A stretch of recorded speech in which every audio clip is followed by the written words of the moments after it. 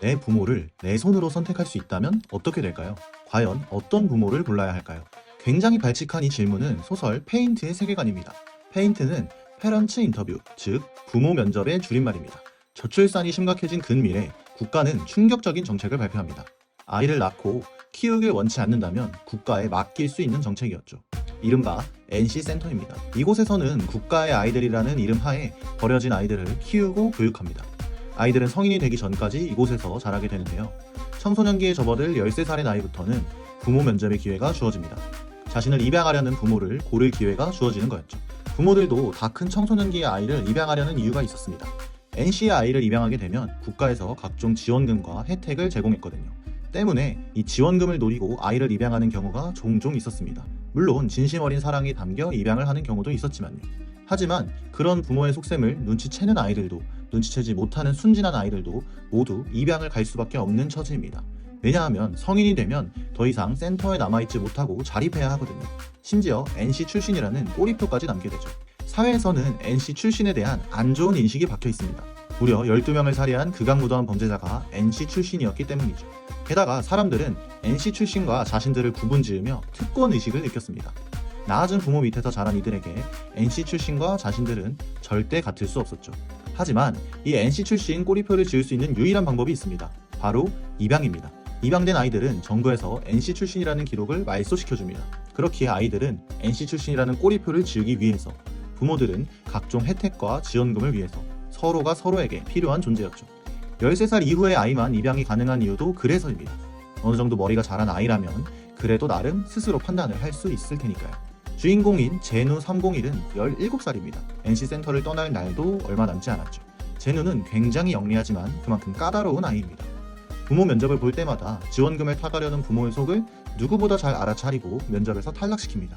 관리자들도 그런 제누를 잘 알고 있었기에 미안하지만 제누에게 악질 부모들을 보내기도 합니다. 다른 아이들이라면 악질 부모를 눈치채지 못하고 부모 면접을 통과시키거나 악질 부모에게 상처받을 수도 있으니까요. 제누 역시 그런 관리자의 마음을 잘 알고 있었습니다. 부모 면접을 한두 번 해본 게 아니기도 하고요. 제누 역시 동생들이 상처받길 원하지도 않았거든요. 그런 제누에게 이번에도 부모 면접이 잡혔습니다. 그런데 이번엔 심지어 개패급으로 잡혔어요. 관리자들도 미안하다고 앞으로는 이런 일이 없도록 하겠다 라고 말할 정도였죠. 다른 부모들은 보통 면접을 볼 때 차려입고 오는 반면 이들은 한 명은 추리닝 바지에 한 명은 미술을 하는 사람인지 물감이 묻은 앞치마를 입고 있었죠.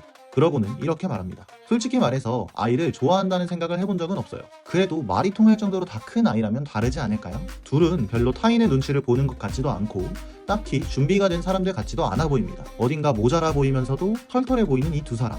관리자는 형식상으로 제누에게 추가 면접을 볼 건지 물어봅니다. 그런데 놀랍게도 제누는 추가 면접을 보겠다고 합니다. 도대체 제누는 왜 이 두 사람에게 묘한 끌림을 느꼈을까요? 제누는 과연 성인이 되기 전에 무사히 입양될 수 있을까요?